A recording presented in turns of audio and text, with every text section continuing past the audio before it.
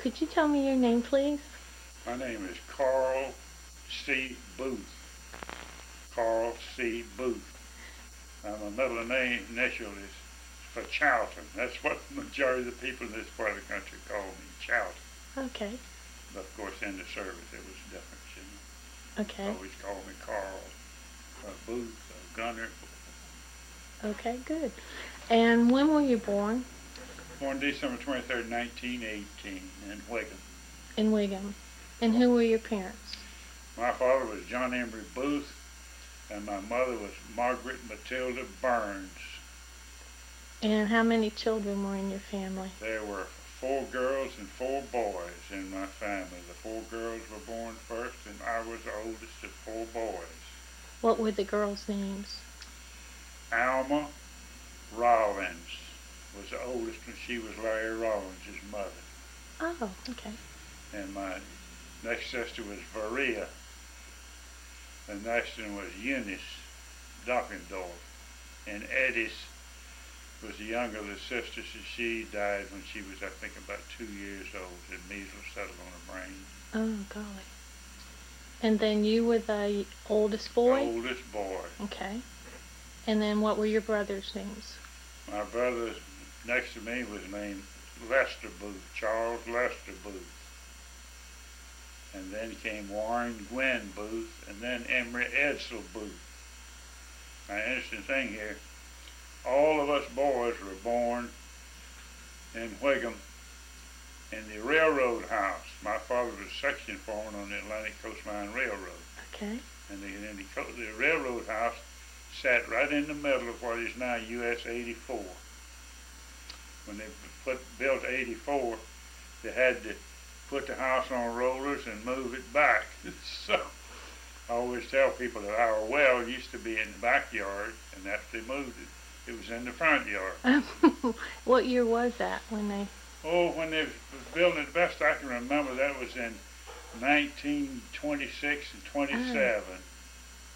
Oh. Okay. And you grew up then in Wigan? And Wigan. All your life you went to Lived Wigan all School? my life. Went to Wigan School. Went to Wayside School some. Uh-huh. And did you graduate from high school? Graduated from high school with a GED. I had to leave school early to work. Uh-huh. But my other brothers, they graduated from high school. They And, had the opportunity. and you said your father worked for the railroad? He was section foreman for the Atlantic Coast Line Railroad.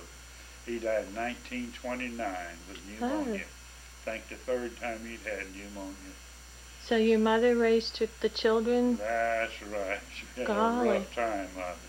How did did she work or? No, she took what was left to her, the insurance and so forth, and bought a place out north of Wigan, out on what is now Trinity Road. A old home out there with about 40 acres of land, and we lived out there and rooted it out and hired people to work for us.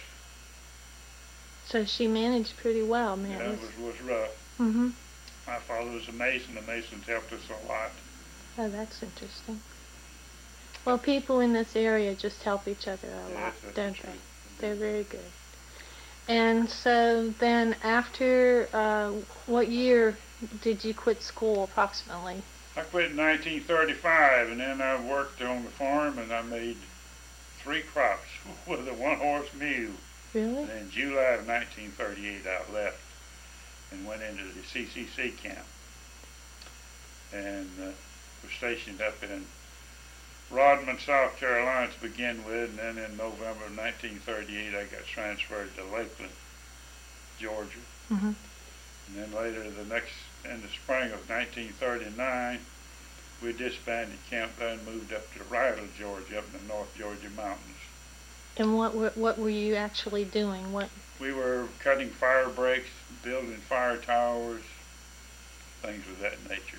And this was a government? Uh-huh. Yeah, they had them all over the country, all over the United States. To help, and now the money? Yeah, we got $30 a month. They gave us $5 and sent $25 home. How interesting. To the parents. Uh-huh. And they gave you food? I mean, did they feed you? And food and clothing. And a place to live? Yes, we lived in the barracks. Okay. And you could advance to assistant leader. You got $36 a month. You made assistant leader. And I was fortunate enough that I made leader, and I got $45 a month. And did they still just leave you They, $5 though? no, they left me. They sent the 25 home, and I got Okay. the other 20. Ooh. So that was quite. You were rich. Yeah. Did they Fun. supervise you pretty Well, closely? we had in camp we had a foreman, Mm-hmm. which usually was a forester. That was always out there with us, and he gave us supervision, and then we learned, and as we got new crew members in, we supervised them, you know. And Did you have a curfew, or did you pretty much, were you restricted in what you could do after work, or? no, Okay. you could usually go where you wanted to. And did many of them have transportation to, I mean, you were probably out. Very few. You weren't supposed to have vehicles. Mm-hmm. That's what I But a few wondered. of them had them that they kept away from camp and so forth. Out in the woods. Oh, that's interesting. And this the whole time you spent in Georgia doing this? Yes, I left there, and we got snowed in. Couldn't work in the mountains up there in the fall of 1939, Mm-hmm. and we went down to Atlanta. It was 60 miles to Atlanta. The guy had an old Model A Ford. We loaded up and we went down. We were going to join the Coast Guard, Oh. and the Coast Guard, they weren't taking any, so walked down the hall and it says join the Navy for 6 years. And I said, well, let's go and try it. And the rest of them said, no, you back me out now. So a couple of us went and signed up, and I was the only one that got in at that time. How interesting. So I signed up in I guess it was in December of 1939. I was called in March of 1940. I left the camp there, packed everything in the foot locker and gave it to UPS, and they shipped it home, and I caught the train to Macon and was enlisted in the Navy, and went from there to Norfolk, Virginia, to boot camp. That time we got 16 weeks of boot camp, then we got a short leave, and then back to boot camp, and was shipped out. Now, what was boot camp like at that time? I mean, we weren't at war yet. What was the attitude? We weren't at war, and we had a kind of a hurried up. They were building up, putting a lot more people through then. Was there anticipation that we were going to get involved, or did they not? At that particular time, I don't think there was. Of course, the war was on in Europe already then, you know. Germany had invaded Poland, and England declared war on Germany, so it was on before I ever went in the Navy. Right. But, no, I don't think so.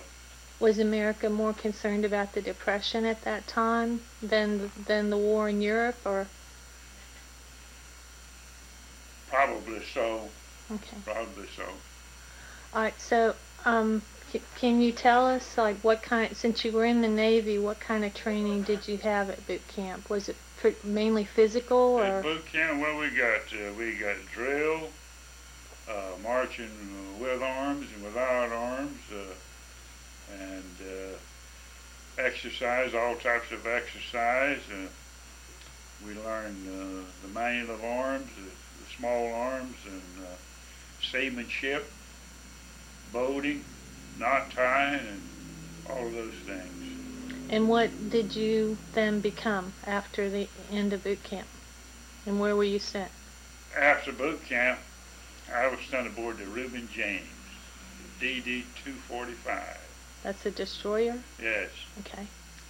4 of us, I think, went aboard the Reuben James, and went aboard in July of 1940. And I was assigned to the engine room. And I worked with us there about a month, I guess. And they got orders to transfer so many men in order to take aboard organized reservists, go on reserve crews. So they transferred me and so many other men to the receiving station in Philadelphia. And we went there to recommission old destroyers. At that time, we were giving England 50 destroyers under the Lend-Lease program. Mm-hmm. And There was the ship I was assigned to was an old broken decker, the Allen, the DD-66. And England didn't want a broken decker, they just wanted a flush decker. What's that mean now? Tell me what that means. Broken decker? Uh-huh. Broken deck was on your main deck, you bow, it'd come down and then drop off, and then you'd have a lower deck. Okay. A flush decker was just one sweeping deck. Oh, okay. So we recommissioned the Allen. Okay. And we shook it down and went through the Panama Canal and went up to Mare Island Shipyard and got some work done on our blowers, and we went out to Pearl Harbor. We arrived there 17 December 1940, and we organized the 80th Destroyer Division. Can you wait a minute? Cut off there. Let's wait a minute. Okay. So December 17th, 1940. 1940, we arrived at Pearl Harbor, and we organized the 80th Destroyer Division, and we were assigned to command of the 14th Naval District in Honolulu. We stayed there all the time. That was our home port. We had overnight at Liberty, where the battle fleet, they didn't have overnight at Liberty. They had to be back at midnight. So the Allen was the DD-66, as I might have said. It was the oldest destroyer in the Navy. We had the Chew was 103, the Sly was 103, the Chew was 106, and the Ward was 139. So all during 1941, we patrolled the restricted sector to Pearl Harbor. There's a restricted sector out there. We went from Barber's Point back to Waikiki Beach, back and forth day and night. We usually took it for 1 week at a time. And one destroyer would take it 1 week, and then we'd go in, and another one would come out and have it for a week, and then another one, usually relieved on a Saturday. And what hours were this? Did they vary, or were you always on patrol? Always on patrol, 24 hours around the clock. Okay. And by that time, we were aware of what was going on. Tension was increasing in the Pacific, and some Japanese liners, we would see them pass through. So we had to, if we caught fishing boats coming through the restricted sector, we would bring them alongside, and most of them, many of them were Japanese fishermen, Chinese and whatnot. Mm-hmm. A lot of them couldn't speak English or pretended they couldn't, so we'd bring the Coast Guard out, and they'd pick them up and carry them in and interview them and so forth. But we got relieved on December the 6th, 1940. 1941, we got relieved by the Ward, the 139. We went in and tied up in the harbor. Right over behind the Battleship Row. I guess we were about as far as from here to the railroad track down there, from the Battleship Row. 2 blocks. That the Japs came in and hit. Huh. And that particular day, the Ward, I understand they had a good sonar on the Ward. Allen, we didn't even have sonar on that. That's for submarine detection. Mm-hmm. And the Ward had a good operator too. They had a chief quartermaster who'd been an instructor at sonar school, and they detected Japanese midget submarines trying to enter the harbor that morning. About what time, do you know? Oh, it was early in the morning, I guess, before the attack came off. At least one of the radiomen told me that they had sent a message in that they had contacted and was attacking Japanese submarines trying to enter the harbor, and they said the Common 14 would send back and tell them to confirm that. So that's the best I can tell you on that. And did they say how many? Just midget submarines. There were, I think one got in the harbor and got beached, and one was captured in there, and I think they might have sunk a couple outside the harbor. Okay. And let me rest again for a while. Uh-huh. DD 245. Ruby James. I was transferred off of that, so going to reserve cruise. Right. That was the first ship was sunk in World War II. It was sunk in October of 1941 off of Newfoundland.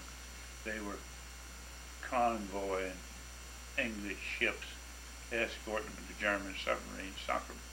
So that was the first American ship sunk? First American combat ship was sunk. And everyone was killed, or? Well, there were a few of them were, I think 8 men survived, something that froze to death and so forth. Yeah. And I used to know 1 or 2 of those men because some were in the engine room. But see, the Lord takes care of you at times. Right. He sure took care of you, didn't he? That's right. So, the day of the attack, I had duty aboard the Allen. And I was, at that particular time, was a 3rd class gunner's mate. And I had the duty, and the duty gunner's mate, it was your duty to inspect the ammunition spaces. We call them magazines aboard ship. Usually the senior chief aboard would draw the keys. At that time they were kept in the captain's cabin, and he would give them to the person that had the duty, and they would unlock the spaces, check them for temperature, record the temperatures for dampness, unusual odors, and so forth. The odor would mean what? That. Maybe you had some powder or something that was unstable or something like that. So I had the duty that day. Now, this old destroyer, the Allen, we slept all the way forward. We had 1 washroom, and it was all the way on the stern. So that particular Sunday morning, we had bacon and eggs for breakfast. And I had eaten breakfast, got up to go back to the washroom to wash my hands. And I met Chief Cramble. He had drawn the magazine keys, and he shook them and said, "You're the duty gunner, mate. You get inspect the magazine." I said, "Okay, Chief, let me go back there and wash my hands, and I'll be right back." He said, "All right." So I went back and went in the washroom, washed my hands, didn't have a towel, walked over to the side of the ship and was slinging water over the and I heard a plane go, yow, and I looked up, and there was a Japanese plane, just cleared our mast. I see the big meatball of it, and I said, "Oh my." Then I heard the boom, boom, boom, boom. I climbed up the ladder on the side of the after deck house and looked over, and you could see the planes coming in and dropping the torpedoes going to those battleships, and see them exploding over there. So I jumped down off and I ran up to the chief on the deck and I said, "Chief, the Japs are attacking us." And he said, I said, "Oh hell, give me the keys." And I got the magazine keys. And he went forward and got some crews to get an ammunition out of forward, and I went down into the fireman's quarters back aft, went into our ordnance storeroom and got some fuse setters out. Told the fireman down, "All of you don't have stations to go to, get down here and start passing this ammunition topside, anti-aircraft ammunition." So. And about how big are these shells and everything? Oh, they were in boxes and cases, and there were usually about 2 in a box, and these were 3-inch 50s. They weren't very large. Okay. And I got the fuse setters and got up, and by the time I got back topside, they were putting that ammunition up there. So I got some fuse setters started, setting fuses on the shells. We had old hand-operated equipment, nothing modern on that old destroyer. So we got the fire in it. They fired at anything they could fire at, Sure. Probably fired at our planes and everything else. It was just, but it was firing going every place, Golly. Now, I was out working on the gun. My sleeves were rolled up, and I had hot shrapnel falling on my arm. Just rake it off and go on. And we were in between another destroyer and an old battle cruiser. So we had to just catch him as he came through. And finally, all of our officers were ashore, I think except one ensign. Finally, we got some of them back out there during the second we got a lull. The first wave of attack came in. Then we got a lull, and they got some of the officers back to the ships, and we got underway and went out to sea. And when the second attack was coming on, we went out to sea on what destroyers that could get underway went out to sea. And none of the cruisers got underway. None of the battleships could get underway. The battleship Nevada got underway, and they dive bombed her in the channel up there, going out, and to keep her from sinking in the channel, they backed her down, and the stern was up in the cane field to keep her from sinking in the channel, blocking the harbor. So we went on out to sea during the second wave when the second attack came in, and we went out to the what they call the 15-mile circle, and we patrolled out there the rest of the day that night, and then the next day we went back into Pearl Harbor. So is it better to be moving, or what? I mean, that you were doing it defensively, patrolling to see if other ships... Well, we went out there for submarines out there. We didn't know what other ships were out there. We expected the battle fleet to be out there. But of course there was nothing out there. Except maybe a midget submarine or two. And we didn't, the old Allen, that time we didn't even have a sonar, so we could run over them, through them, around them. We wouldn't have known anything. So that was all I saw of Pearl Harbor, see, so...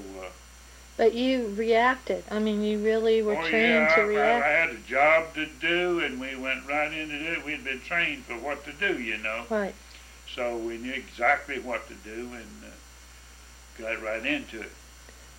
And about how much of your ammunition did you end up using? Oh, not an awful lot.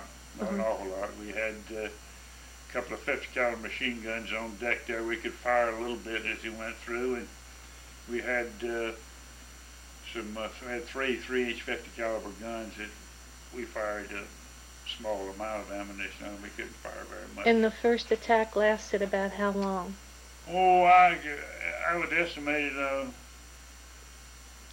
probably 20 minutes to half an hour. That's my estimate now, you know, and they're coming in waves, and you can look up and see them. There were some horizontal bombers were dropping bombs, too.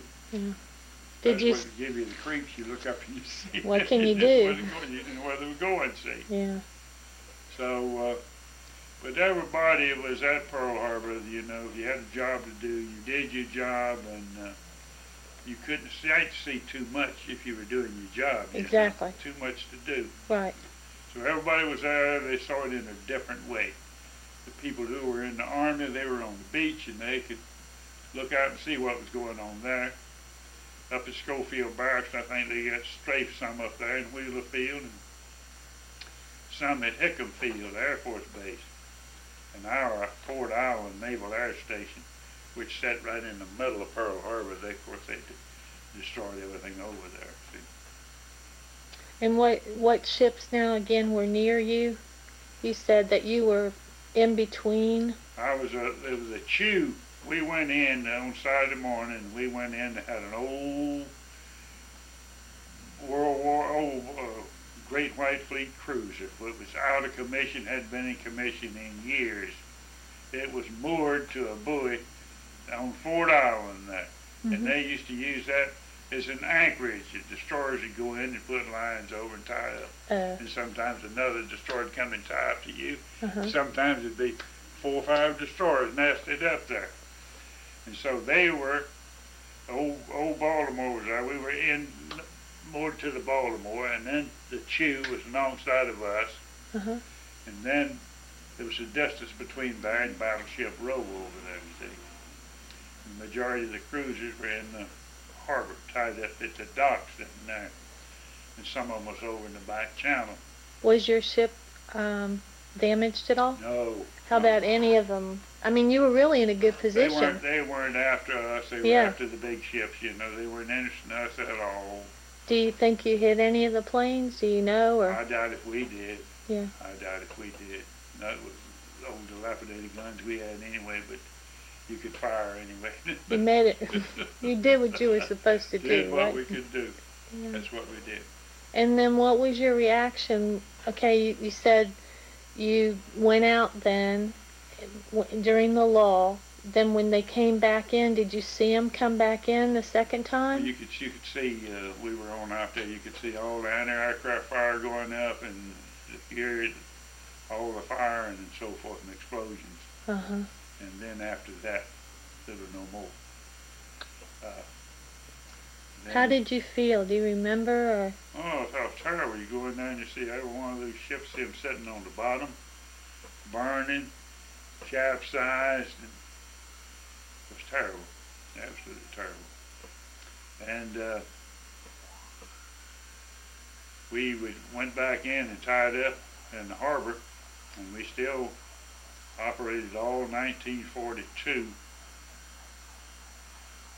We operated out of Pearl Harbor. We ran some convoys to the inner islands and we had one convoy back to the United States.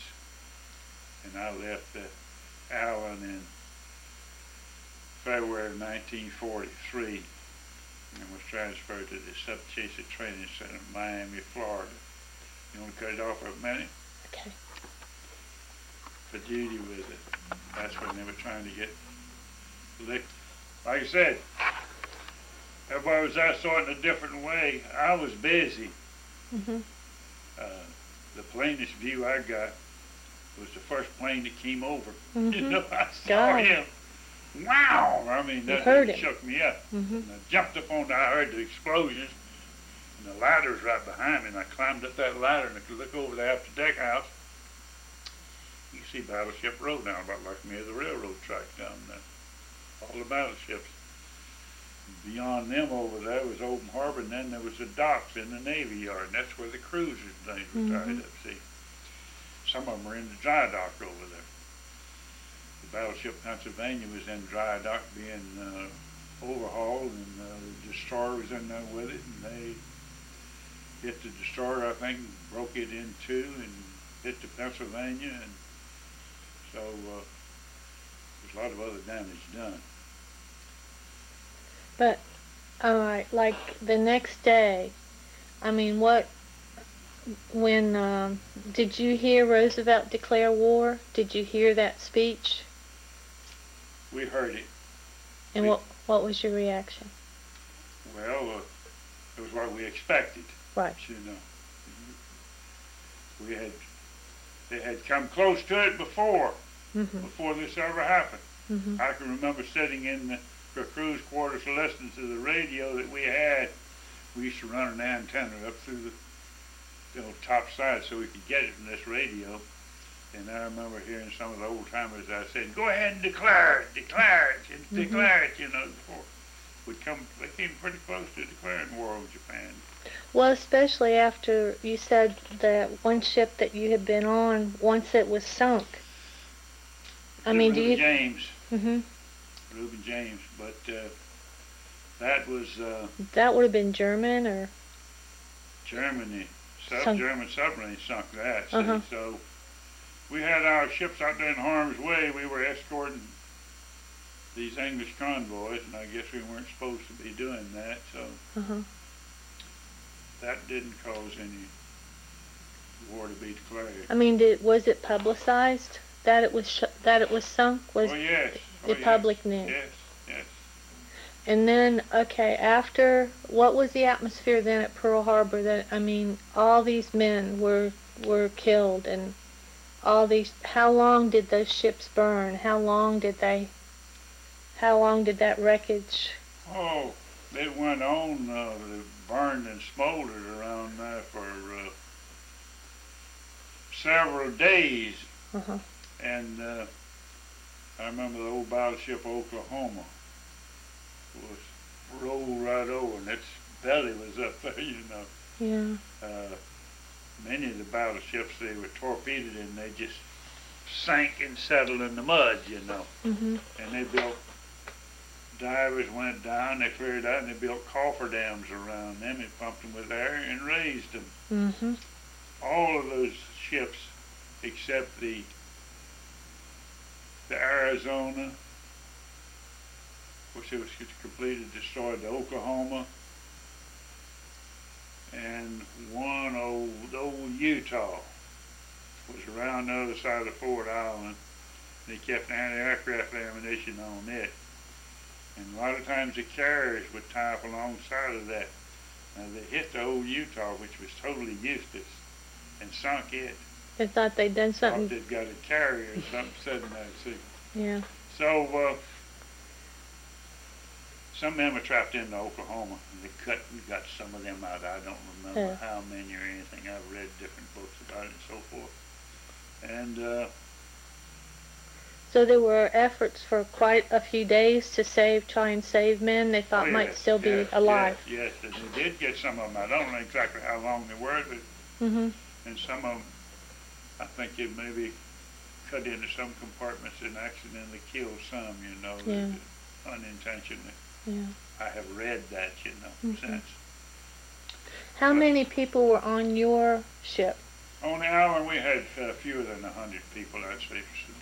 And on that day, there were that many? They were all? No, not that many aboard. I'd say we had about 50 men aboard that day. And they were mainly gunners? Were they mainly? No, just a mixture of the crew. We had 3 sections. One section stayed aboard, and the other 2 could go where they wanted to. Okay. Had overnight liberty as long as they were back the next day. That was the way we operated. Did you feel like like you said, God takes care of you? That's the truth. And I mean, you kind of missed twice, didn't you? Yes, a lot more times than that. Yeah. I mean, that so far I missed that twice. After Pearl Harbor, you want to talk about Pearl Harbor anymore? Well, I don't know anything else I can tell. Yeah. Just the morale of the men, we had. Do you think the Japanese, if they'd come back again, they wanted to defeat our morale, right? And they thought, well, they can take out as many as possible, and we wouldn't be able to rebuild. But they didn't realize the damage they did. They could have taken the islands and everything, They really should. If they'd have brought the battle fleet on in. We had 2 carriers at sea that fortunate they weren't in the harbor. So we saved those carriers. Which ones were those? Do you remember? Oh, I can't remember. Was that the Yorktown, though? No, that Yorktown was on the East Coast. Okay. My brother went the Navy in October '41. You want to talk about him a little bit on the Yorktown? He got out of boot camp, and he had been in the CCC camp just like I did. He was a real sharp person. He graduated with honors from Wickham High School. They always said one of the smartest men who ever graduated from Wickham. And what was his name again? Charles Lester Booth. Okay. And he had gone to CCC camp, and they made him the camp radio operator. So he could already send and receive Morse code by speed key and all that stuff. So he went to boot camp. He was supposed to go to radio school, and after the Japs attacked Pearl Harbor, they cleared out, and he wanted to put him aboard the Yorktown. He could already stand and receive. They put him in the radio shack and had him stand and watch it. So. And that was when it was on the East Coast. Yes. Then they came on through and built up and went into the Pacific Fleet, and then they were in the Coral Sea Battle, and when early 1942. Let's see, I guess it was in April of '42, maybe April, because they got hit. We lost Lexington in the Coral Sea Battle, one of the big carriers, and we had to sink it. And I think they sunk a Jap carrier and damaged another one. And the Yorktown took a bomb hit, and she came back into Pearl Harbor and was trailing all the way back. So they put her into Pearl Harbor and was going to do battle repair on her. And they knew we had submarines. They had been watching Midway. They picked up broken the Jap code and so forth, so they knew the battle fleet was coming. And they had the Yorktown in the Navy Yard there, and they said it was going to take so long to do this and that and the other. And the admiral went down and said, I want this ship out of here in 2 days. And which admiral was this? Holt? Whoever's in charge. Okay. Anyway, 2 days or 3 days, anyway, it was a very short time. And they sent them out for the Battle of Midway. Mm-hmm. And the Yorktown, of course, was supposed to fight a delayed action. She already had battle damage. And went down to the Battle of Midway. And I was on the Allen at Pearl Harbor, and we had the ready duty. We sat up there day and night ready to get underway for whatever we were needed for. And I had to watch. That particular day was on the bridge. Radio watch, and it came over the phone. The radio said, Allen from 80, Allen from 80. How soon can you get underway? 80 was 80, destroyed it in command. So I picked up the phone and said, wait. Yelled down to the captain's cabin. The captain came right up.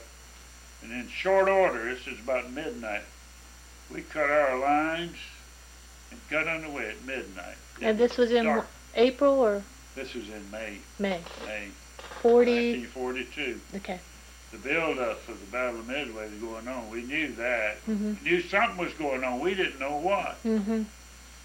But there were planes coming in, taking off from Hickam Field, and just planes, and things going on. We knew something big was happening. So we got underway, and we were leaving Pearl Harbor, and we bumped a buoy or two out there, and we could see a couple of other ships underway. Some other destroyer got underway, and the submarine tender, I believe it was the Fulton, they got underway, and we escorted them down to Midway. And what they sent us down there for was to pick up the Yorktown survivors. Oh, okay. The Yorktown had already been sunk. Oh. The time we got down there, cruisers and destroyers had the survivors off the Yorktown, and you knew your brother was on it. so they one of the ships, the Fulton, I think, picked him up off of one of the destroyers, and they sent a message over that he was safe and Oh, good. By the time we got back into Pearl Harbor, the Fulton went up there with all these men on it. We had a few men on the Allen, very few. Time we got, I could get up to the receiving station where they unload them on buses. They were gone. I didn't know anything where they went or nothing. They didn't let the word out that the Yorktown was sunk, you know. Because we didn't have many. Yeah. They didn't want the Japs to know how many it was. Is that why you went ahead and sunk the other one so the Japanese wouldn't know? Couldn't take it out there. Okay. They couldn't capture it, you know, out there. And this was in the Coral Sea Battle, way thousands of miles out from Pearl Harbor, you know. So the Lexington was badly damaged, and so they just went ahead and had our ships finish sinking it. And the Yorktown trailed back to Pearl Harbor. Well, Yorktown got hit 2 or 3 times before they finally sunk it, you know, and it was finally sunk by a long-range Japanese submarine. We had skeleton crew aboard the Yorktown trying to get power started on it. We had a destroyer Hammond was lying alongside furnishing power and water. And they had 600-pound depth charges in racks on the stern of this destroyer. On the Hammond? Yes, and there's long-range submarine. Japanese has some long-range torpedoes. Way out. I don't know exactly how far, but anyway, it was way out. They fired a torpedo and came in and hit that Hammond. Blew it, nothing but ammunition. It blew it sky high. All these depth charges were set. They went down and exploded on the bottom of the Yorktown. Oh, golly. So that's what finished it off. See? After the Japs had bombed it and torpedoed it and everything else. That's interesting. I don't know that I knew that. But there's so much I don't know. That's why this is so interesting to me. So, then you came back to Pearl Harbor after Midway. Yeah, we operated in and out of there, and from then until finally got to see my brother. he had been put on the West Virginia detail. The West Virginia detail was one of the battleships that was sunk. And they had their old 16-inch projectiles were rusted, and they had these crews working on them, and one of them fell over and crushed one of his feet. And he was in the hospital up there. Been up there for a month, I guess, and I didn't know it till. That's one of those lucky injuries, right? That was my mother, and yeah, just crushed his foot. And I went up to see him then. Okay. And then he got transferred out of there, and then went off to Tulagi or someplace. In the Solomon Island invasions down there, and he was years down in that mess. Now, was he on board ship there, or? No. After he left there. Of course, we operated out of Pearl Harbor there for all the remainder of 1942, and in 1943 I was transferred to Subchaser Training Center in Miami, Florida. Okay. And we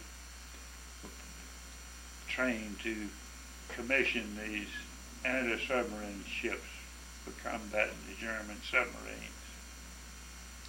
And I worked with the crew and got one in commission, and we ran convoys from Guantanamo Bay to Trinidad from the middle of 1943 until November 43. And then I was transferred to the Navy Gun Factory, Washington, D.C., to the Advanced Gunnery Night School. And from there I went to the Brush, the 745. And it was what type of ship? That new destroyer. The new one. 2200 class destroyer that they were designed to combat the suicide plane. Oh, okay. The other destroyers had single 5-inch 38 caliber guns on them. Some of them had 4 mounts, and some had 5. And we had 3 twin mounts. So we had 6 guns, 3 twin mounts, 5-inch 38s. How big is a destroyer? I mean, how big was this ship? Do you know details? Oh, that destroyer that was 300 and something feet long. We had a crew of about over 300 people on there. We had a lot of. Do you know who the commander was? Who your officers were? Officer, well, yeah. See, I got the names all in that book there. Okay. Commander J.E. Edwards was the commander of the first one on the Brush. He was our first captain. He had been, he's a Naval Academy graduate, and had been the heavyweight champion, boxing champion of Annapolis when he went through there. Yeah. And later on I served with different officers who had known him. He was a rough captain. He demanded a lot from his officers and crew. He told us how sorry we were. And then later on I met people who said all he did was brag about the Brush, how good the Brush was, you know. So you got to do that. Part of his tactics, you know. So, you want to rest a minute, and I'll tell you some more about the. Let's see if I can. That little one over there has got a better picture than that one. There's the Brush. That's got the 745 on it. And where are they? Do you know where they are? Who? The 745s. There it is right there. Oh, okay. See, I don't know anything like that. And so those were primarily to get rid of the suicide? Is that what? Escort duty, you know. Combat aircraft, submarines, and that type. Surface warfare, shore bombardment. They used it for everything. Okay. We had shore bombardment too. And these are members of the... That's just the chief petty officers aboard the Brush. Okay. In World War II. Okay. You don't know any of their names or anything? Oh, yeah, sure. He was Vincent. Chief Commissary, that was Stone, was the chief patrolman, and I can't remember his name. There I am there. That's you? Yeah. Let me see that. Young fella, see. Let me get a good picture of him now. There, this guy right there. No, right here. Yeah. This one? That was Tippett. No, this one. This one. Okay, I can't see my own. There he is. How old were you there? 26. And then who is this? That was Chief Collar. He's dead now. Now, did all these guys survive the war? I'm sure all of them did survive the World War II. Most of them, I'm sure, Do you are know gone. any of these guys' names? Do you remember? Yeah, he was Huh. Purser was a chief boatswain mate. He's deceased. He's from California. Did you keep And contact with him? Tully. This No, is I Tully. saw him later on. Tully. Chief Tully, he married a girl from Bainbridge. And, Oh, really? and I used to see him, but he's been gone for years. That was Lane and Puffpath. Puffpath. This one? We have the name Puffpath, and I can't remember his name.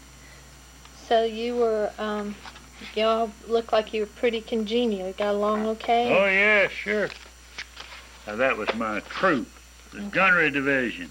All right. And that's me where it's right down the middle, see, right down the front. You see, that's the geese. He's got a monkey on his knee. You see that monkey on his knee? Oh, yeah. We're in the Philippines, I think. All right. Well, did you ever see anybody from Cairo or Grady County? No, while I was in boot camp, I didn't get into that. There were two guys. That was at Yorktown in the Coral Sea battle, you know. Now, you bought these pictures, or how'd you get My these brother pictures? gave them to me or someplace. I can't remember how I got them, but that's what it was. And that was the Yorktown in the Coral Sea, so Coral the first Sea time. battle. Okay. Wow. And what's this now? That's just a gun mount. Let's Okay. see, that's when we were Tokyo Bay, Oh, really? Yeah. What year was that? 1945. So that was after the bomb? See, After Yokosuka, the- Japan, September 16, 1945, Yeah. Tokyo Bay. We Wow. finally made it in after 76 days at sea. Now this is your ship. Uh-huh. And what? That's Which just is about that still the Bush? brush? Brush. I'm 745, the brush. I keep saying Brush. Wow. That's just one of the ships we blew up at Pearl Harbor. Which one is? Jap attack on Pearl Harbor. Oh. That's the Shaw when dry dock exploded. I told you he was in there with the Pennsylvania. Uh-huh. This was some stuff I took from a Japanese cave. I don't know what it meant or Okay. anything. I know that's what's there. This is something. Yeah, A cave. paper. On what now? Where was the cave? In Yokosuka, Japan. Okay. Oh, this is once you landed in Japan, huh? This year is just a change of command ceremonies on the brush. On the Brush. Yeah. I'll get it right now. There he is. Now this is J.E. after the war? During the war. During the war. Okay. That's J.E. Edwards. He was the that's commanding officer. I think I read about him. And we had then the J.V. Smith. Well, he didn't look that He old. was relieved by J.V. Smith. J.V. Smith was the Commandant of Marine Corps' son. Now that's the brush with the guns on the fantail train. Okay. Straight up, see. Uh-huh. Oh, I see. I understand now. And who's this? That's on the brush. Okay. Who's that gentleman? Mm, Do you know? I don't know who Okay. he is. I just, That's me and some of the crew, and the nucleus crew of the brush. We commissioned the brush. It was built up at Mariners Harbor on Staten Island, New York Mhm. in 1944. And we lived with different, wherever we could find a place to live up there, and that was some of the crew. Now, which one is you? Right here, I was first class gunner's mate. The young sailor wasn't. Mm-hmm. Good looking. That was Zane. That was Zane was my good friend, and he was Taylor, and I can't remember that guy's name. That Zane there. He was in that other picture too. That's Queen Mogmog on Mogmog Island down the Caroline Islands. There's Oh, really? just a picture stuck in. This is just some silly stuff they put in there. Here's there's some more of the Chiefs, same bunch. And that was this was some of my friends was some of the shipfitter gang. And that's see we pass mail and cargo from that's going on there. Okay. Oh, wow. That was first class petty officer. All right. I was promoted to first class on August the 1st, 1943 aboard the USS PC 1198. Let me get that. See if I can get that. Okay. Is your picture here in that album? Where? They've got an album of veterans. Are you comfortable? You need to sit down. I'm all right. Okay. I don't think my picture's here. Well, we need to get your picture, Ned. Hey, can you read that? No. But I can film it. No, read it too. Several Admiral Hall's 3rd Fleet off Japan, July the 26th, delayed on the dark and windy night of July the 22nd. 9 destroyers of the 3rd Fleet cat-footed into Tokyo Bay and blew hell out of a convoy in an operation comparable to a Jap sea raid around Alcatraz Island or a Nazi sweep around the Statue of Liberty. Raid was the first surface attack inside Tokyo Bay. Captain T.H. Hatterman of Washington, D.C. commanded the sensational operation, which was carried out without loss of a single ship or a single man. The following was disclosed today by Lieutenant Thaddeus B. Neal of Lakeville, Connecticut, an officer on the Hatterman staff. We moved in off Oshima Island, Beale related, and saw the twinkling lights along a little island chain at the entrance of the bay. We thought hell would pop then, but it didn't. The Japs would have been less surprised by an earthquake, Beale told correspondents. Oshima Island lies directly athwart the entrance of Tokyo Bay. It is Japan's corregidor. The 9 tin cans, that's destroyers, running in a column at high speed, swept into the mouth of the bay about midnight. Suddenly we picked up targets in the vicinity of Narkina. At that range, we knew they were bigger than picket boats or destroyers. It was a big convoy trying to sneak out into the night along the coastline. We closed to 10,000 yards and opened fire with our torpedoes. It was so quiet, Beale said, we could hear down the line as the fish hit the water, followed by exclamations of 2 torpedoes away and other signals from other destroyers. In less than 4 minutes, 18 tin fish were streaking through the water.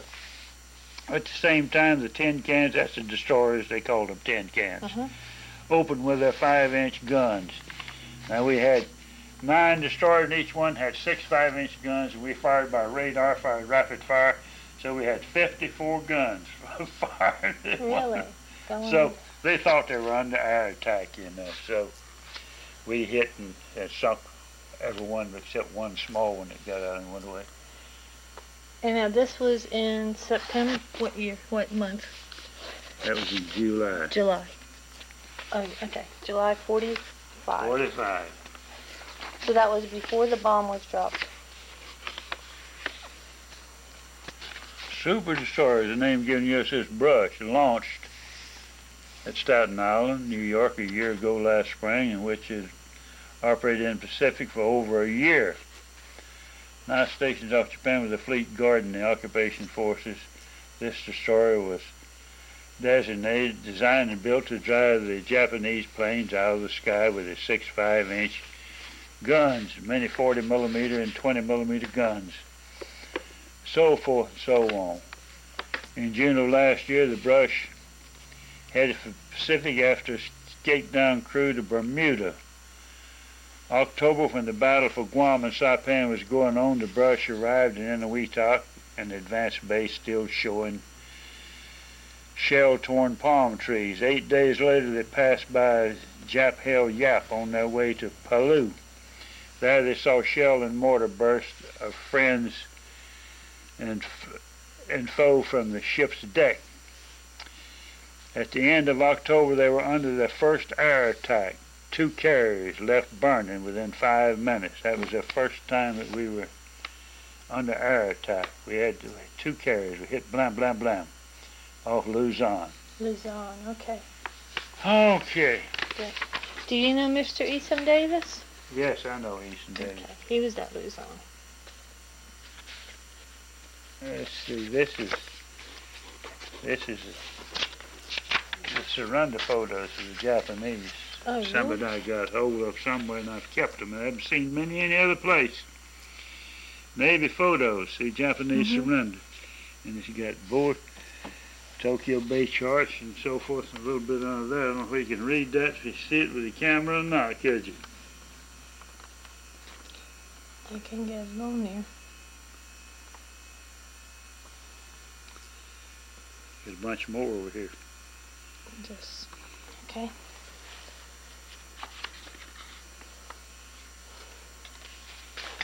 Let's see. This is. Okay, so. It says Jap officer comes aboard the Missouri in boatswain's chair. They came in white planes, Mr. Davis said. Marines searched Jap officer for weapons. Now, where were you at this time? I was on the shore. We were anchored off from this. This is close? Is battleship Missouri. Yes, sir. And you were right close to it. Oh yeah, right. We were in sight of them. Fleet Admiral Nimitz and General of the Army MacArthur on the Missouri. There they come walking down the Let me sea. see if I can get that close. Wow. Oh, come on, camera. That's pretty good. And here is Nimitz and Admiral Halsey. You remember Bull Halsey? You've heard of Bull Halsey. Yes, I sailed many a mile with Bull Halsey. Did you? Oh, yes. He commanded the carrier task forces. He got sick then. Isn't he the one that got sick? I remember he was on the wing of one of the carriers over and we rode along. I remember old Bull Halsey saying, "How do you like your ship, Captain?" "Damn well, Admiral." She said, "That's right. Damn well, Admiral." All right. You got great memory.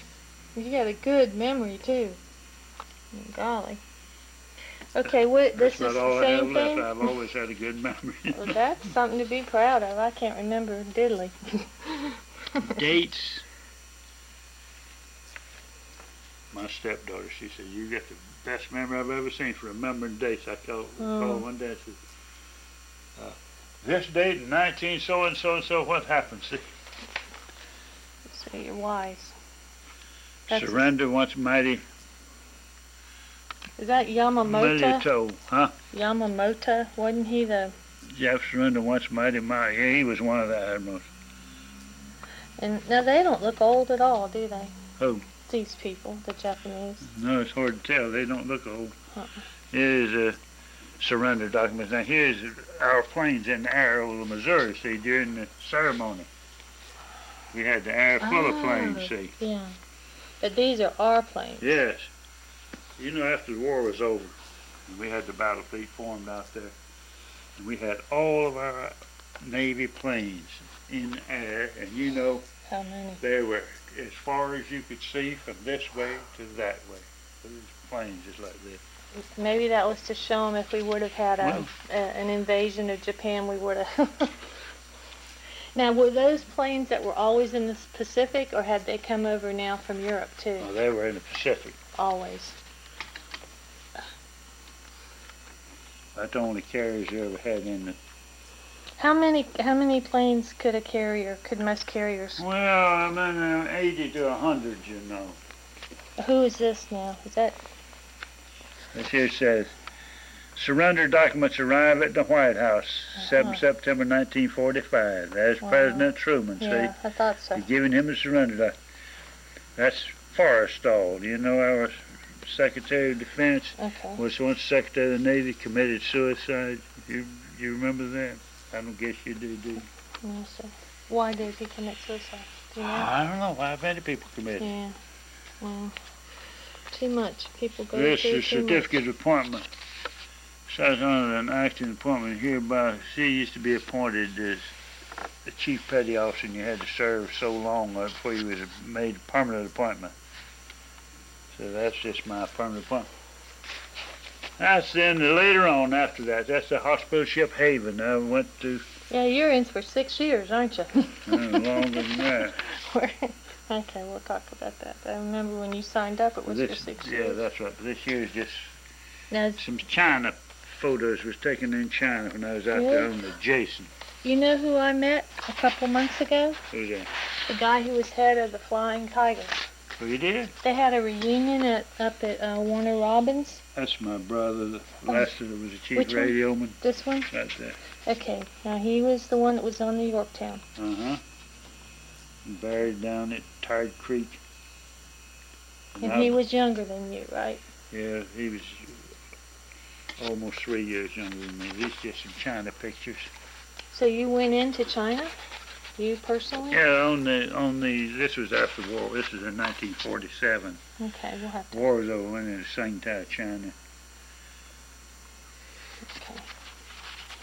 That's got nothing to do with the war. Okay. That's all of that. What's this now? Fleet Reserve. I belong to the Fleet Reserve. Okay. This was just Commander Social Pacific Fleet that I used to be in there. Oh, I like to get all these things. You have any patches? Patches, I've got all kind of ribbons at home, but I've got them in. Okay. This is your treasure. Oh, that wasn't particularly interested in showing you that. Well, but this is your brother? Mm-hmm. Okay. And I'll be buried right alongside of him down there. And I have another brother down there, some Master Sergeants in the Air Force. His was... That's what the brush looked like at one time when it was camouflaged. Uh-huh.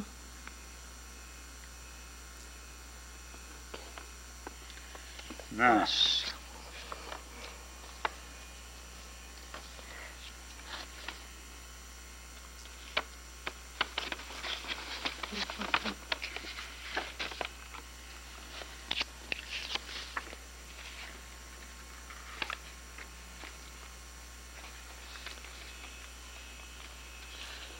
"16 U.S. aircraft carriers opened 2 days of air raids on Tokyo and Yokohama, and American warships bombard Iwo Jima in preparation for a marine landing in the Bonin Islands.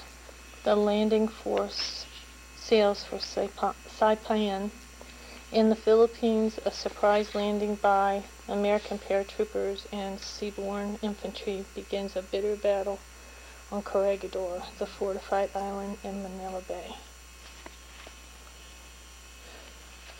And did your family keep a lot of clippings for you during the war? Did they know where you were? Or did you get mail regularly? Or? Oh, good in batches. Now that was Ireland. See. Okay. That was in one destroyer type of 1914. See. Wow. You see what I mean by broken decker? You come here and then the deck dropped off, and then you come back. See, these others were flush decks. See, the deck went all the way back. I understand now. The Reuben James, the 245. You see, this is a wonderful book. I told my son he could have this. You don't get hold of many of these. It's got ships and aircraft of World War II. Every one of them, the old aircraft and everything. I wonder if they have one in the library. I doubt it. I doubt It'd it be a too. good thing to make a copy of if it's legal. Ooh, well, let's see, where was I going to find Reuben James destroyers? You got good eyes too. I've had them rebuilt. Have you? Cataracts on both of them. Oh, did you? They can do a lot now with cataract stuff. Uh-huh.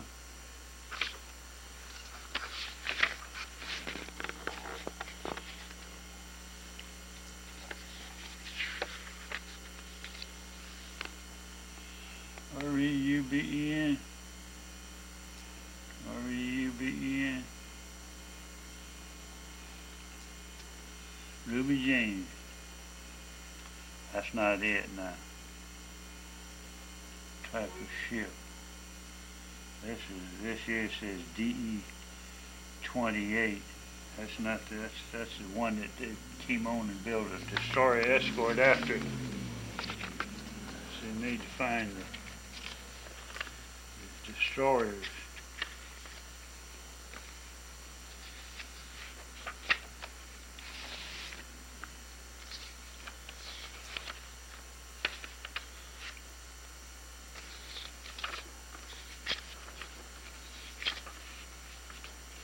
Here's a war losses now. See here.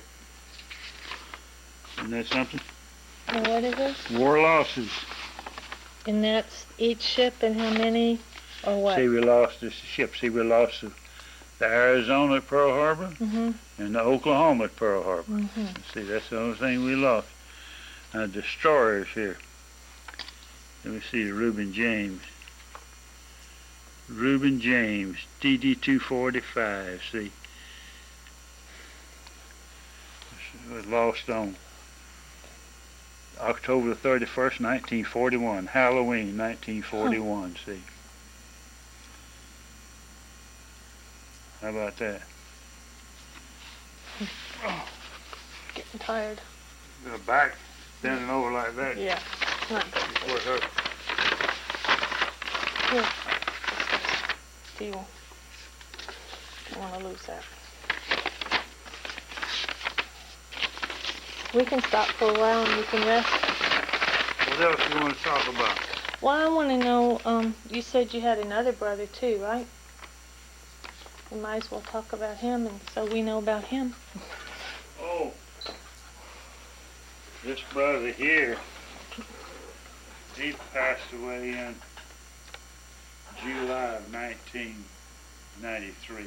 And what was his name? Charles Lester Booth. Oh, okay. I thought you had another one too. I did. Okay. He was Emery Edsel Booth. He passed away on Memorial Day of 1998. Oh. How about that? Huh. And he was a master sergeant, retired from the Air Force. All three of us were retired. I retired from the Navy with 26 years. Oh, really? Yeah, my brother's retired from the Air Force, and my other brother retired from the Navy. And he went on to work for NASA for years.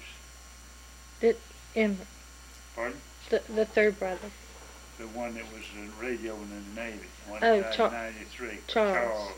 So he okay. After World War II, what did he do then?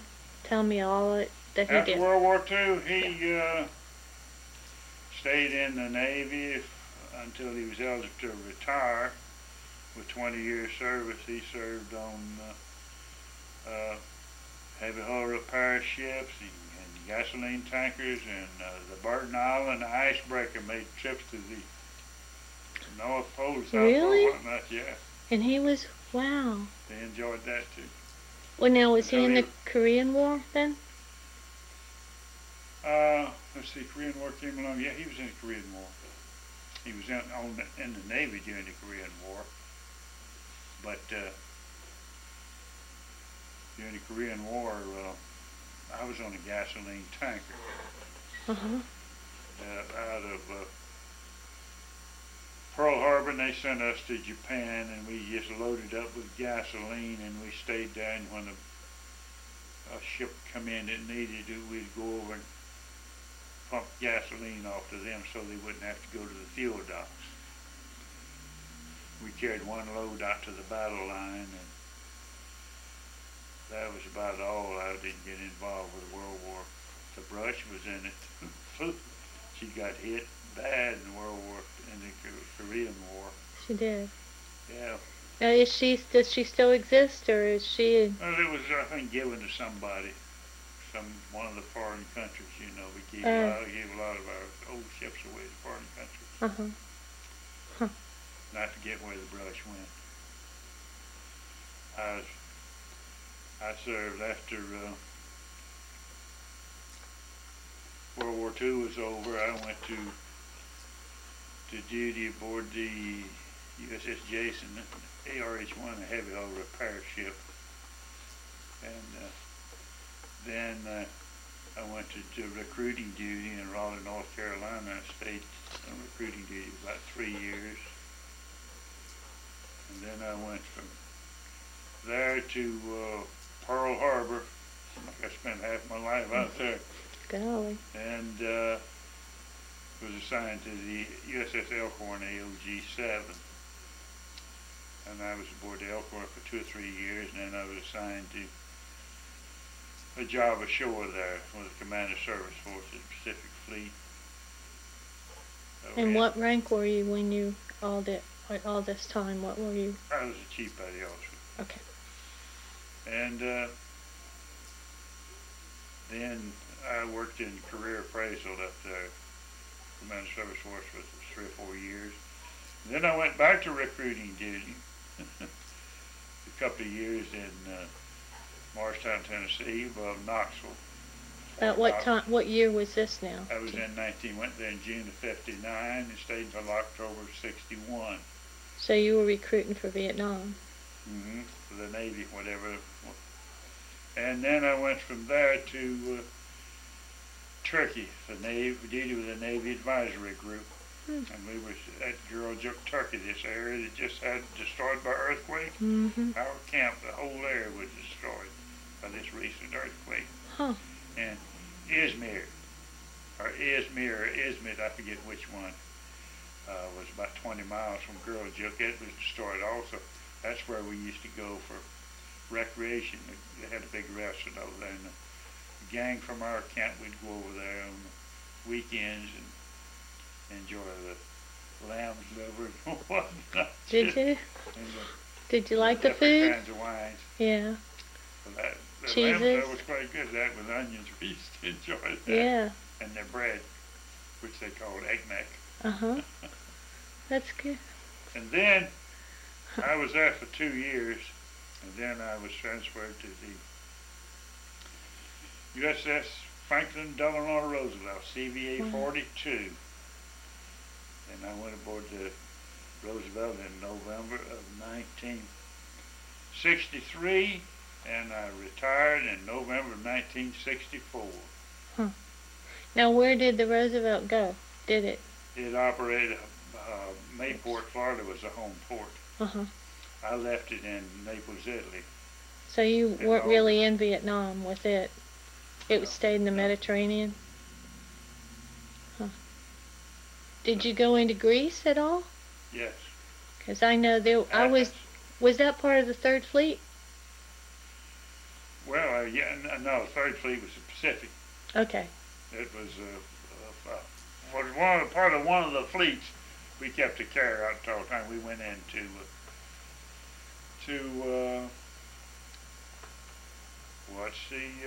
Athens? Oh.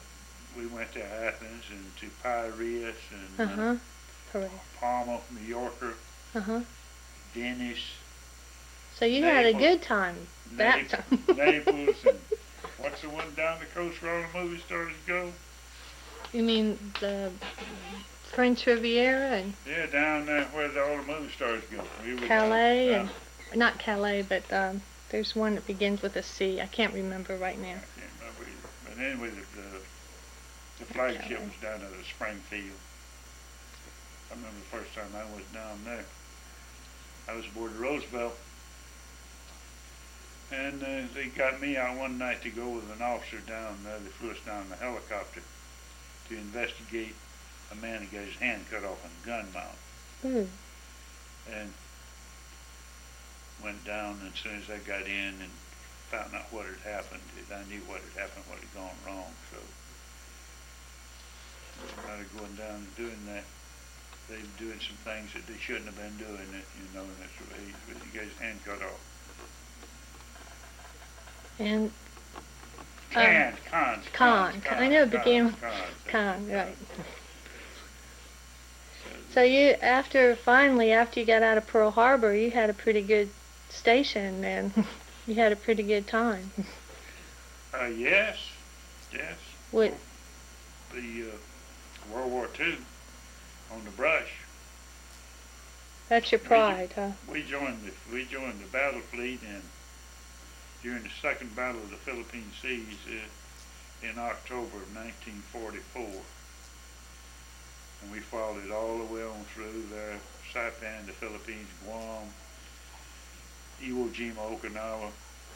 We were the first carrier-based group to attack Tokyo. That's what with Navy planes. And we had to attack Southern Islands, Kyushu, and all of that. But this happened in February. I think you're showing that little brief notice there of 1945. I was on the brush, and we were on radar picket duty 50 miles from Tokyo. 50 miles out in front of the task force. And we hit them up, I think. We had, I don't know how many carriers. We hit them for 2 or 3 days. We hit them all day and go back overnight and go back in the next day. And then we went down and provided air cover between uh, Iwo Jima and Japan. But you were at the. Go ahead. I'm To sorry. intercept any aircraft coming down to interfere with the battle fleet down there that was putting landing forces ashore and bombardment and so forth. So you were in on every battle. And then from there we went on to the Okinawa.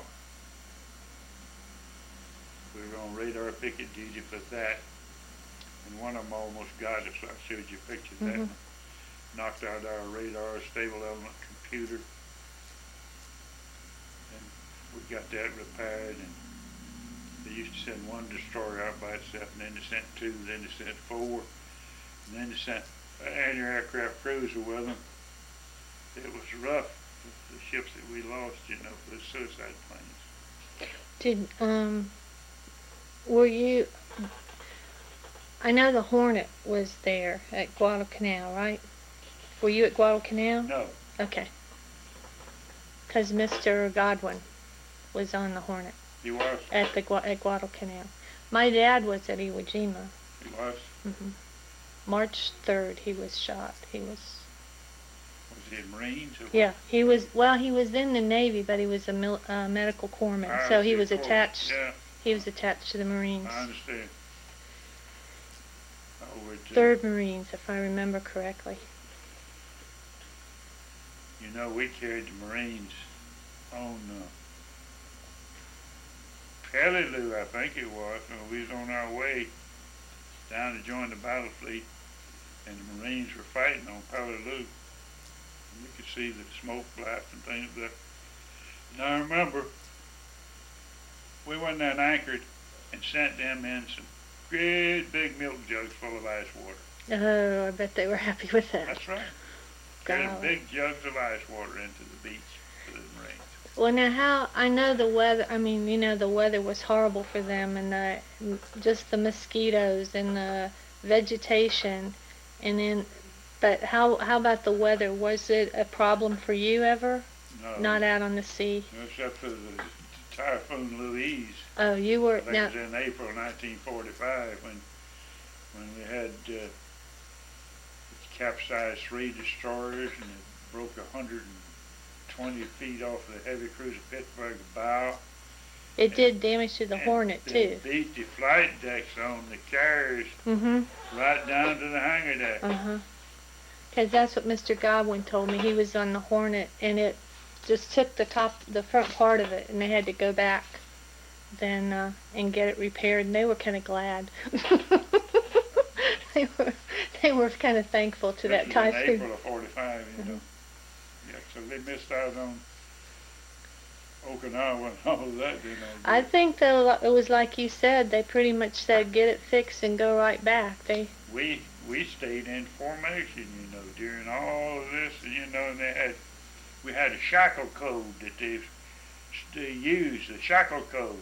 What's that? And all these, well, it was a code that they used for communication, voice communication. Okay. Like the battleships were named after heavyweight prize fighters. Oh, okay. Jack Dempsey, Joe Louis, Jack Sharkin, Unshackle, Unshackle, all this code, you know. I see. But you could see them on the repeater there. It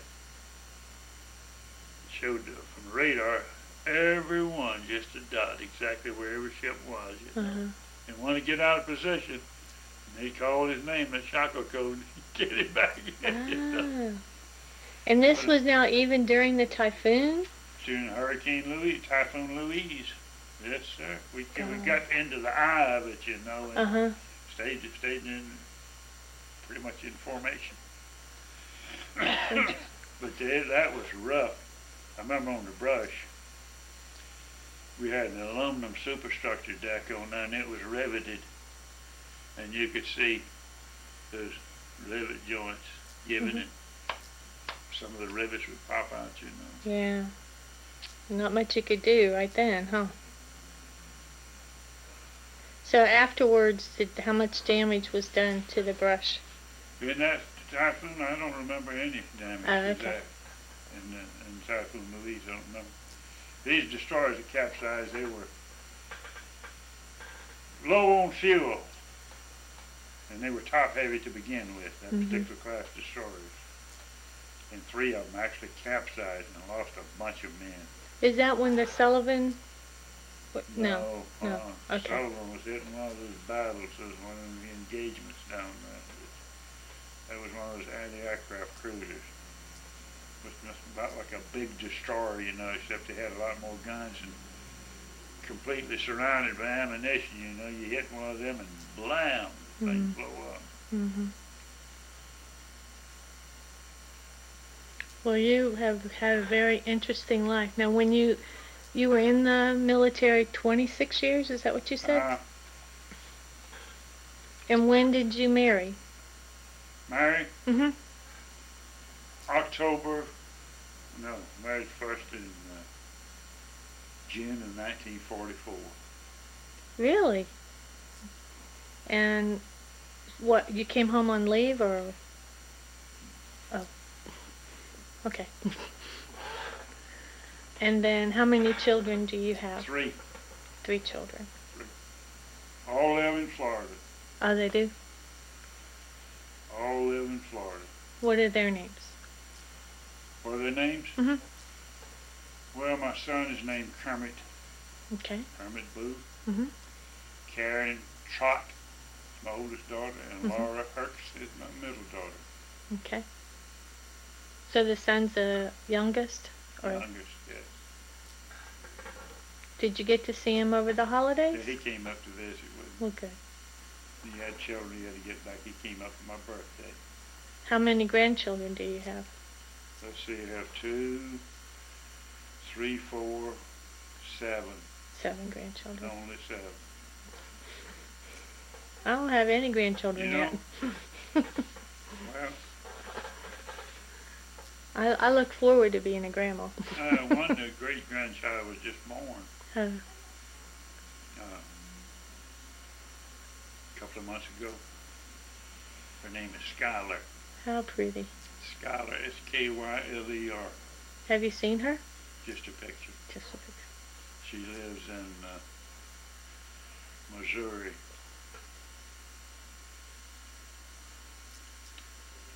I think her father works for Douglas McDonald out there.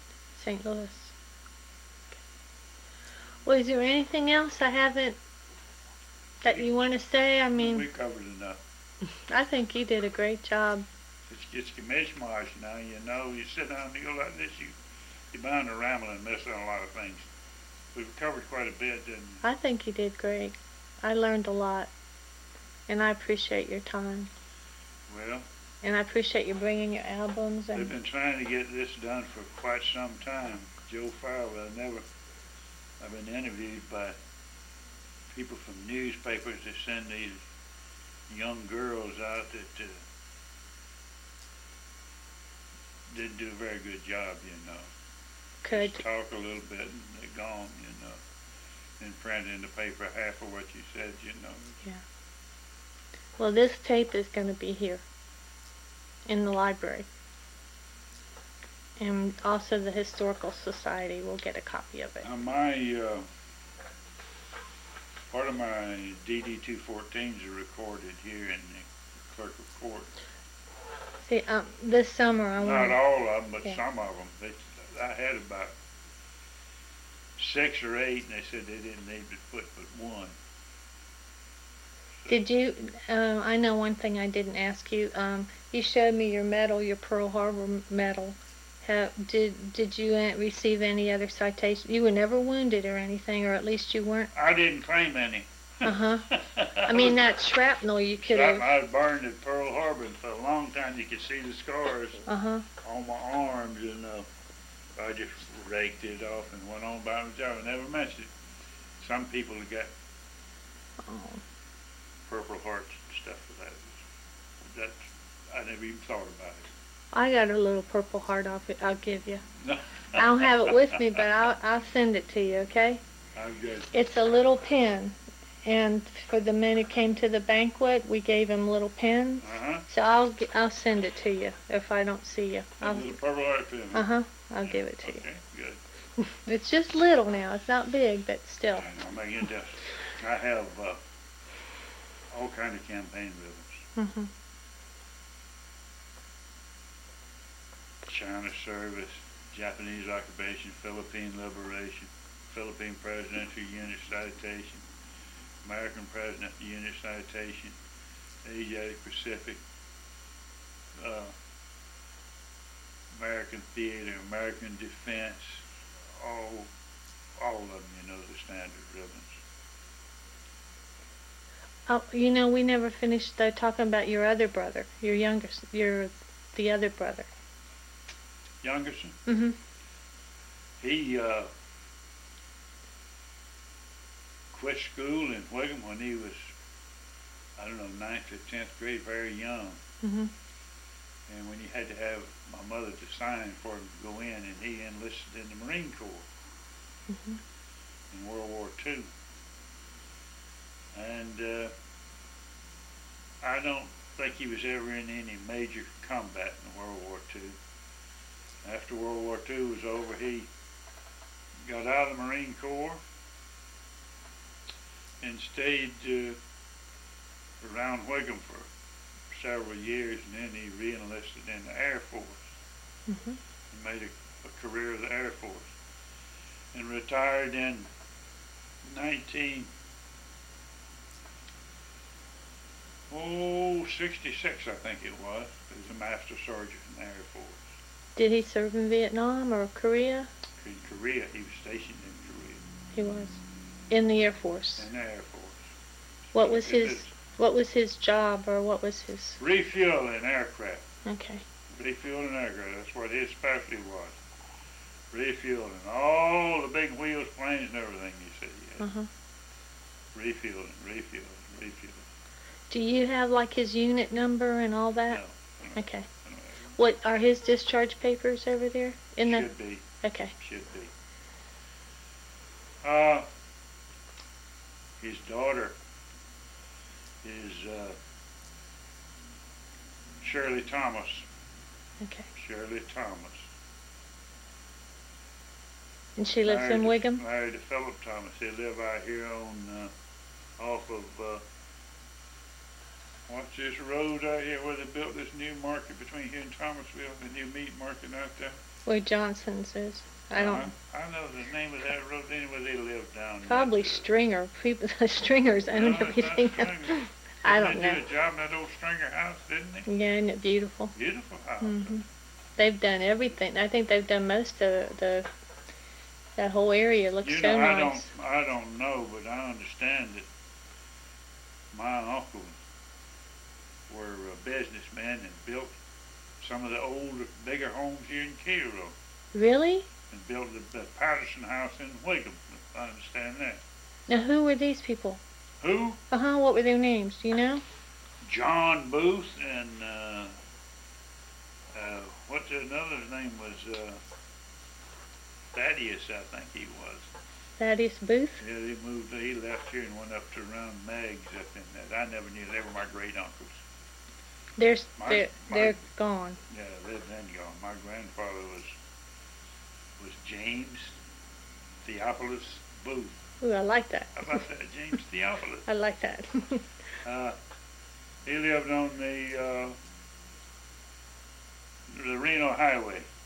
Big old house. I read a picture of it. It looks just like it did in the 20s.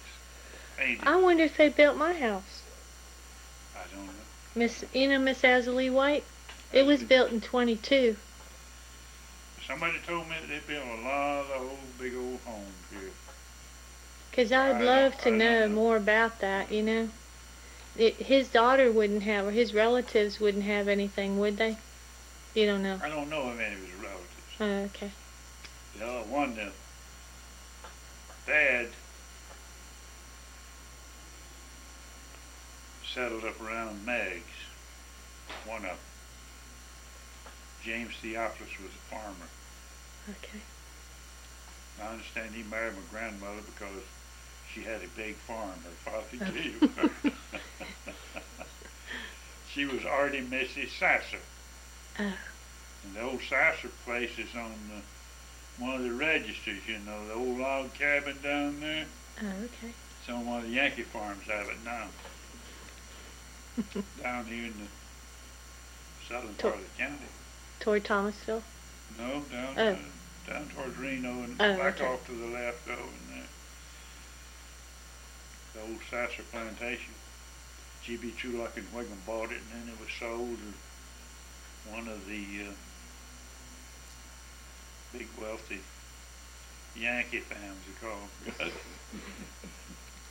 Well, you came back to Cairo after all the places you've been.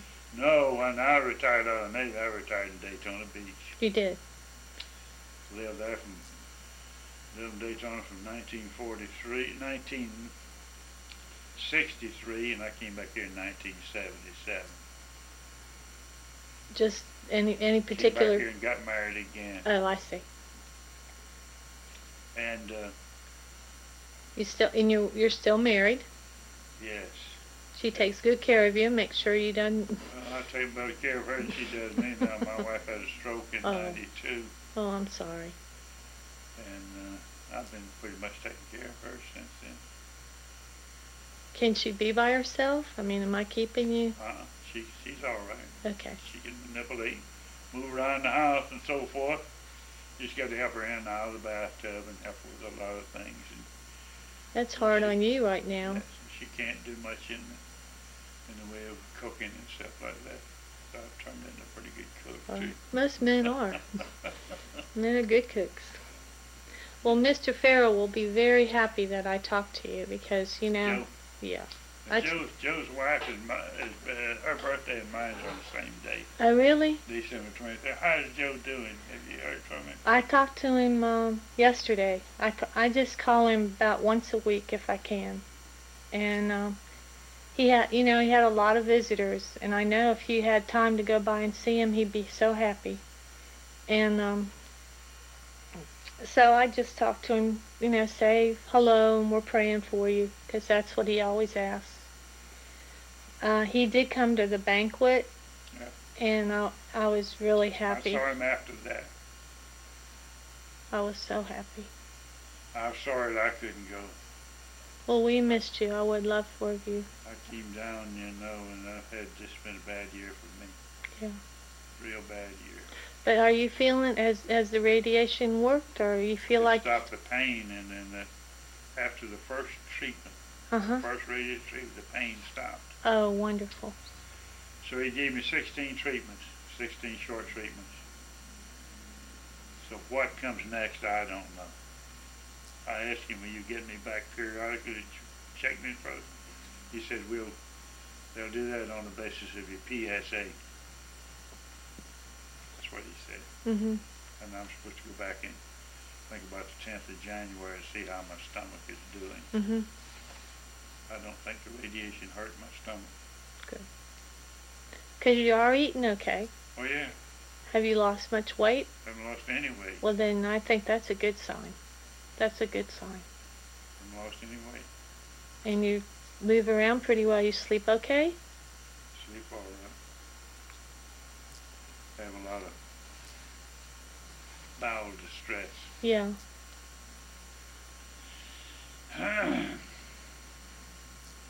And you got a great memory. Great memory. Mm-hmm. Joe Farrell, too. Okay, I need to know one thing. What was your number? What was your, Service number? Yeah. 268-4363. Okay. That was my original service number. You kept it the whole time. 268-4363. No, now it's the same as my Social Security number. Okay. Social Security now is 576-380-467. Okay. I know my Sears and Roebuck charge card number. Oh, I don't want to know that. No, but I do know it. I should know my... Seldom ever use it. Yeah. Seldom ever use it, but I know it. Probably had it a long time. Had it for years. Years. All I know is I pay accidental death insurance on it. Mm-hmm. So I write him a check once a month for a little bit. And I just put that number on there. That's the reason you can remember. Well, I thank you very much, and we really appreciate You're all welcome. you've done. Very welcome. Very welcome. Okay, go ahead. I said you're very welcome, and I hope this will be legible people can understand it and see it. They will. Very good. Thank you so Thank much. you.